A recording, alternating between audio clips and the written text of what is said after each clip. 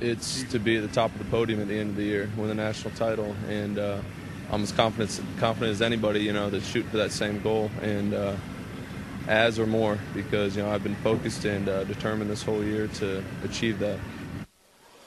Jared Villers, the defending champ at 197. Edinburgh has clinched the team championship, their 10th in 11 years.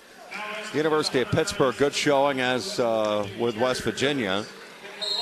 Well, we've got Ben Hepburn of Loyalsock High School by way of Williamsport. And he's kind of a surprise to be in here, knocking off Pat Bradshaw 5-4 in a decision to get here. 2 weeks ago, he ran into the number 3 in the country, and everybody's favorite really at 197, and Phil Davis at Penn State. But Phil had too much firepower for Hepburn, and Villers, the defending champ, as we mentioned from a year ago, would be considered the favorite here at 197. Well, there's no doubt about that, and Villers have been wrestling very well pretty much all year. And this will be an interesting match in the sense of what happens on their feet here, because Hepburn is able to kind of maintain and be even here at least, not give up any takedown, where Villers is really strong is on the mat.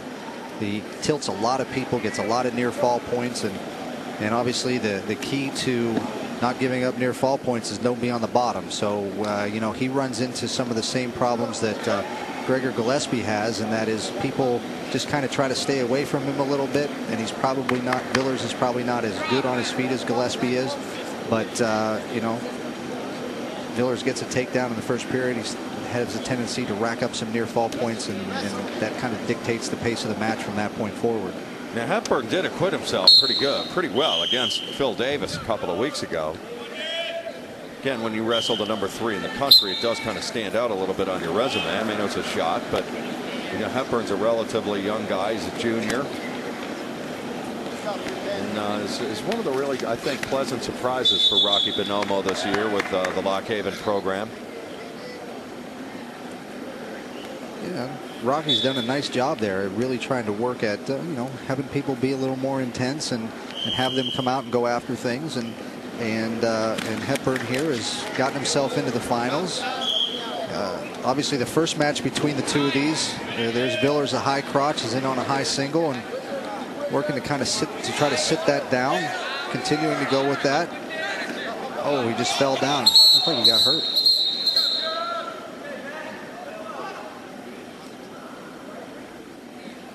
It's kind of an awkward fall, and he gets up limping a little bit.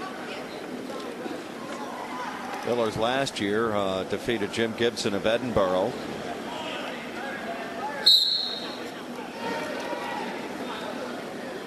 Coming up next, a titanic matchup at 285. Zach Schaefer of Pitt and Mike Spares of Bloomsburg. EWL champs at that 285 in different years.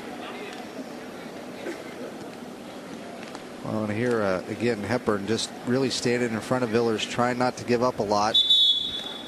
Villers not the most talented guy on his feet. He's trying to move Hepburn around a little bit. Had one good shot over there and just kind of fell down a little bit awkwardly. Get inside. He twisted something slightly. Here, Get Rocky inside. Bonomo, we've got him. Rock, welcome back. How are you? Yeah, I've been better, but I'm happy with some of the fight. Right, there you go. Awesome wrestling so far. EWL looks good. Go ahead, Ben. Drop down. I'm real pleased with Ben Hepburn right now. From the 3rd seed, he beat the Bradshaw kid from Edinburgh, who he's never beaten before. Bradshaw even beat him in high school, so it was a good win for Ben. Got him in the finals and a trip to the NCAAs. Ben's very athletic. He's strong. He just needs to open up a little bit more. Yeah, we talked too about 2 weeks ago. He ran into Phil Davis, number 3 in the country. Phil might just win the thing here in a couple of weeks out of Penn State, but he hung in there for a while. But you know, Phil has a little more experience, and he's hanging around. That's what you want. Phil's a fantastic athlete, and yeah, he definitely has a good shot to win it. I'm just real pleased with Ben right now. He's paid his dues on our team. He's been a heavyweight. He's been an 84-pounder, and now I think we got him at the right weight at 197. But he needs to open up. In the dual meet, Ben was really had some issues on the bottom because Villers is tough on top. Well, he's done a nice job, Rocky, of not being on the bottom so far. Other than the one good shot Villers had over there, he's done a pretty decent job of at least remaining neutral on his feet. But I'm sure you'd like to see him try to take some advantage up there and see if he can get a takedown himself. Ben is very defensive. He's defensive, and sometimes his matches are a little ugly, but he's 1-2 so far, so I'm pleased with that. I'm going to cut out here, men, and get a little more focused. Gotcha, no problem. Hey, thank you, Rocky. Appreciate that. Rocky Bonomo, the head coach for Lock Haven. I was just going to ask him, I mean, what a nice thing. He's going to take Mike Sees, who won 8-7 at 125 over Eric Morrill of Edinburgh, and he's going to take Hepburn with him here in a couple of weeks, and he might maybe get an at-large with Fittery at 149. Anything's possible, not too bad, you know. And at 133, he had Ashburn, who was in the final. So, you know, things have been looking up, right? So, not too bad. And again, this match is going to be an issue of Villers on top for the most part. And you know, Villers up 1-0 right here. And the question will be, if there's no takedown in this particular period, in the second period, what does Rocky Bonomo ask Hepburn to do in the third period? Will he put him down, or will they stay neutral? Putting him down was a bad idea before. You know, in the dual meet, it was ended up being 17-0. It was a technical fall. Villers crushed him once he got on top. So Villers in with a nice shot. This will be a lot of determining what may happen at the last part of the next period. Doesn't have a takedown yet. They're going to go out. Right. Oh, he gives him the takedown on the buzzer. They're conversing. It's right at the line. They wave it off. Okay. You know, it was one of those things that was close in that, you know, he kind of reached over, had his foot, but wasn't completely in as much control as the referees would like him to be. And nice job here of getting down to that ankle finally, but not enough to get the takedown at the end. And that answers our question for us, in that Rocky Bonomo has Ben Hepburn picking neutral to start the third period because he doesn't want to be down.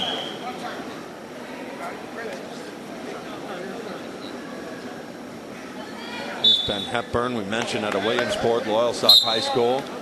That's about 25 miles from Lock Haven, so they went right in their own backyard and got a guy. And Rocky was just talking about how he's been a good teammate, you know, in the wrestling room, helping out at 184, and they think they have found a spot for him here at 197. You know, and that's not as easy as it sounds. Moving those weight classes around like that, it's not like other sports where they just slide somebody over a little bit. You're kind of gearing your body size a little bit differently, and you adapt your style a little bit differently because of what happens at different weight classes. Those are tough adjustments to make.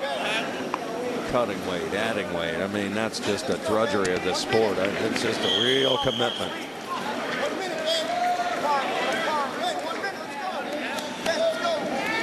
Well, I think Hepburn's had this match turn out exactly the way he wanted it to. He's kind of fought off two pretty decent scoring attempts by Villers. He really hasn't mounted much of one himself, but right now all he needs is one. It's a 1-0 match.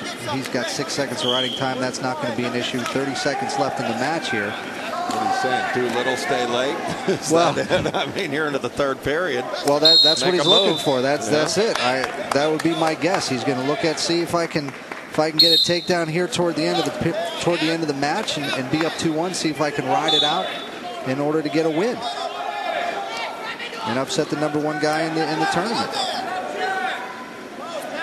But he's going to have to generate some offense to do that, because Villers isn't going to just shoot to shoot. There's your time remaining on your screen right there. It's getting late.